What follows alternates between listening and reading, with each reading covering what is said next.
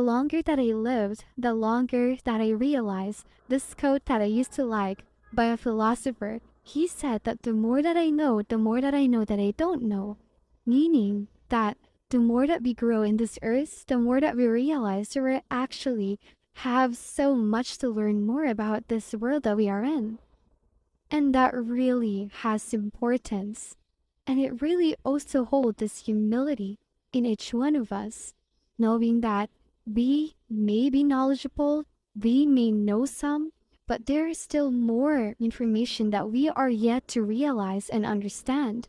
Because as we realize this information that is new to us, we have become aware that there will be more information, there will be more opportunities for us to learn, for us to read, for us to have this types of knowledge inside of our minds where it's just going to continually shock us, continually surprise us to the point where we just know that there's going to be more of this in the future because you never even knew that there was one of these things that's going to occur in the so farthest point of your life where you have continually learned about information. You didn't know that there was this thing, that there is still more of it. As a Christian, as a follower of the Lord, I continually learn about this, that the more that I dwelt in His presence, the more that I kept on going in my process as a Christian woman, I have realized that there's so much more to learn. I thought before that I only had to see and search the purpose of life, and that is when I knew that it was Jesus Christ. After learning from so much doctrine, so much religion, so much sufferings, and I even got myself into demonic practices because I only wanted to know the truth. But God saved me from them. And when I was like at the end of my phase of my seeking for this belief that there is purpose in life, that is when I knew about Jesus. And God revealed Himself to me in the most astonishing way possible while I was listening to this person that is like a new age teacher. And I listened to him, and he said that everything is made of love. And then a seed came from my mind that is like continually preached on by believers that God is love. What made this realization so astonishing is that I worked to have that. I worked to earn that for over so many years for me to get to that point of realization, of knowing the real answer.